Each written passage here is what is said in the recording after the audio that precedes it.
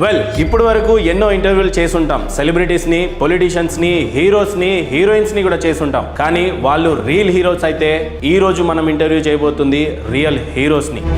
సాధారణంగా అడవిలో యుద్ధాలు ఎప్పుడు జరగవు, కానీ ఎప్పటికైనా సరే అడవికి రారాజుగా సింహమే పిలువబడుతుంది. యుద్ధం ఎప్పుడు వచ్చినా సరే అది మిగ్ అయినా, సుఖాయ్ అయినా, రఫైల్ అయినా గగనసీమకి వాళ్ళే రారాజులు. వాళ్ళు లేనిదే మనం లేం. తెలుసు కదా, సిగ్నేచర్ స్టూడియో మోటో కూడా అదే. జై జవాన్, జై Kisan. Let's welcome them. I will serve on land, air and water till peril of my life. Air force sergeant అంటే డ్యూటీస్ అండ్ రెస్పాన్సిబిలిటీస్ ఎలా ఉంటాయి సార్? దీంట్లో డిఫరెంట్ వింగ్స్ కూడా ఉంటాయి, అంటే డిఫరెంట్ రేట్స్ ఇది. So the fighting force, actual fighting force in air force will be the pilots. So Abhinandan గారు ఏదైతే ఫ్లైట్ అప్పుడు తీసుకొని వెళ్ళి ఆ లాస్ట్ ఆయనకి ఒంటి నిండా గాయాలవటం ఇదంతా జరుగుతూ ఉండేది. బాంబ్స్, రాకెట్స్ ఇవన్నీ లోడ్ చేసేసి రిలీజ్ పెట్టేసేసినాకంటే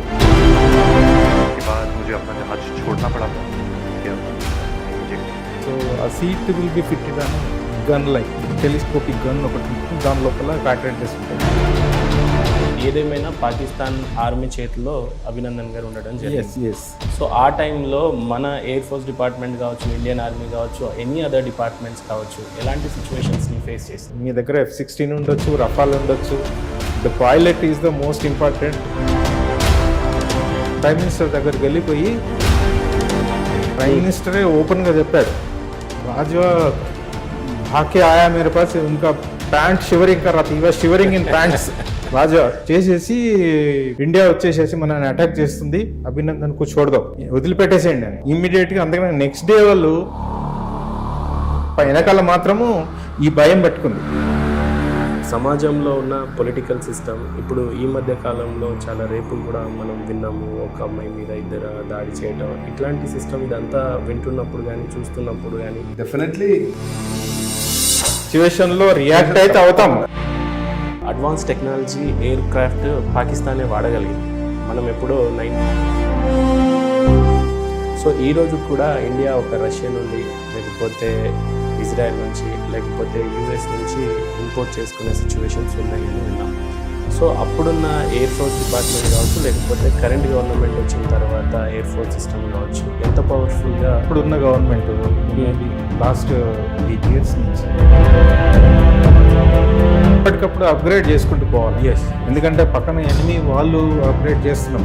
మనం అఫ్కోర్స్ నేను చెప్పిన MiG-21s కూడా మన దగ్గర కూడా మ్యానుఫ్యాక్చర్ చేస్తున్నాను. ఇప్పుడు జేజెస్ మ్యానుఫ్యాక్చరింగ్ చాలా వరకు మన దగ్గర గన్స్ కానీ ఇవి కానీ జాకెట్స్ కూడా మనం వీఆర్ ఎక్స్పోర్టింగ్. మన బిగ్గెస్ట్ ఎనిమీ పాకిస్తాన్గా చూసాం.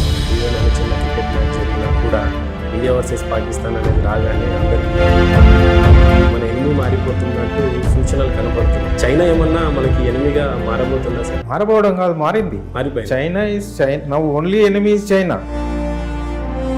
ఈ సిచ్యువేషన్ లో పాకిస్తాన్ యాక్చువల్లీ చిన్నపిల్లాడు నువ్వు ఏంటి అన్నట్టుగా ట్రీట్ చేస్తున్నారు. ఇంకా పాకిస్తాన్ ఏం చేయలేని పరిస్థితులు ఉంది. వాళ్ళకి ఇప్పుడు అక్కడ తిండి తినడానికి లేదు. చైనాకి మనకి ఎక్కడ చెడిందంటే గాల్వన్లో దగ్గరే అయింది అని అంటుంటారు. ఇప్పటి నుంచే కాదు సార్, నెహ్రూ గారు ఉన్నప్పటి నుంచి కూడా ల్యాండ్లో అసలు తొండలు కూడా గుడ్లు పెట్టాయి. అది అట్లాంటి ల్యాండ్ మనకి ఎందుకు ఉండి కూడా ఏంటి వేస్ట్ అని అన్నట్టుగా టేకన్ నో యాక్షన్. నెహ్రూ గారి టైంలో వదిలేశారు. ప్రైమ్ మినిస్టర్ గారు ఆ టైంలో ఎయిర్ ఫోర్స్ కి పర్మిషన్ కూడా. అక్కడ సోల్జర్ సిచ్యువేషన్ మన వాళ్ళది, మన వాళ్ళకి ఉండే నేషనల్ ఫీలింగ్ వాళ్ళకు ఉండదు. చైనా ప్రోడక్ట్స్ ఏదైనా మ్యానుఫ్యాక్చరింగ్ చేస్తే ఇండియానే దానికి ట్రేడర్గా కూడా ఉండేది. సో దాన్ని మెల్లిమెల్లిగా మనమే బ్యాన్ చేయటం, దాన్ని వీక్ చేయటం, ఇలా ఇప్పుడు చేస్తున్నాం. కానీ 1960sలోనే చేసుంటే ఈరోజు బహుశా చైనా కంటే ముందు ట్రేడింగ్లో ఇండియానే ఉండేది. మనంతలో మనం మేక్ ఇన్ ఇండియా ఇది వచ్చిన తర్వాత చాలా అడ్వాన్స్ అయిపోయాము. వాళ్ళ ప్రోడక్ట్స్ చాలా వరకు ఇంపోర్ట్స్ చీప్ ఉన్నదని చెప్పేసి తెప్పించుకుంటున్నారు చాలా వరకు ఎక్విప్మెంట్. హర్ఘర్ తిరంగా అని అనగానే ఏదేమైనా దేశాన్ని ప్రొటెక్ట్ చేసే సైనికులుగా మీరున్నప్పుడు ఇలాంటివి హర్ఘర్ తిరంగా అని విన్నప్పుడు మీకు ఎలా అనిపించింది? ప్రతి ఒక్కరికి అవేర్నెస్ అనేది పెరుగుతుంది. వాట్ ఈస్ యాక్చువల్ ఇండిపెండెన్స్ మనకు గాంధీ గారి ఫోటో కానీ, నెహ్రూ కానీ, వల్లభాయ్ పటేల్ గారి చూస్తే ఎవరైనా అంటే చాలా మంది గుర్తుపట్టరు.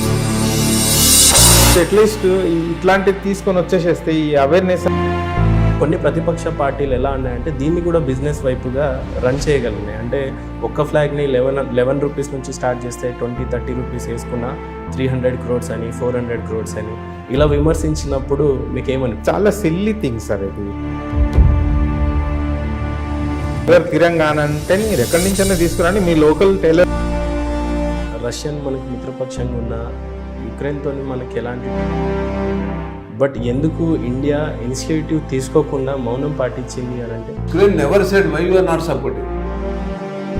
అజిత్ దోవల్ గారు చేసిన పనులు కావచ్చు, లేకపోతే అజిత్ దోవల్ గారి గురించి ఆయన మూలంగానే ఇప్పుడు ఆల్మోస్ట్ అన్ని వాళ్ళు భయపడుతున్నారని అంటే, ఎందుకంటే మంచి వాళ్ళు రావచ్చేమో కానీ ఇప్పుడు ఎవరిని చూసి బాగా ఇన్స్పైర్ నా favourite freedom I ask you Kapil Dev or Mahendra Singh Dhoni అని అంటే I choose Kapil Dev. Kisan or police? Police అంటే వాళ్ళ చేతిలో ఏం లేదు. ఇందిరాగాంధీ ఆర్ నరేంద్ర మోడీ అని అంటే మీరు ఎవరు సెలెక్ట్ చేస్తారు? అసలు ఇందిరాగాంధీ టైం పీరియడ్లో ఎమర్జెన్సీ అనేది ఎందుకు ప్రకటించాల్సి వచ్చింది? అలహాబాద్ హైకోర్టు ఇందిరాగాంధీ గారు ఎమర్జెన్సీ ప్రకటించినప్పుడు ఇండియా అసలు ఎలాంటి సిచ్యువేషన్ ఫేస్ చేసింది? ఎయిర్ ఫోర్స్లో జాయిన్ అయ్యాను. మీ ఫేవరెట్ ఇండియన్ ప్రెసిడెంట్ ఎవరు అంటే ఏం చెప్తారు sir? So is a great man sir. ఎందుకంటే Ratan Tata or Narayana Murthy garu Infosys founder అంటే NT Rama Rao or YS Rajasekhar Reddy? Selfish మనిషి కాదు రాజశేఖర్ రెడ్డి. సార్ ఇంకో జన్మంటూ ఉంటే మళ్ళీ ఏ ఆఫీసర్గా పుట్టాలని? నేను ఒక రైతుగా పుట్టాను. జై జవాన్ జై కిసాన్.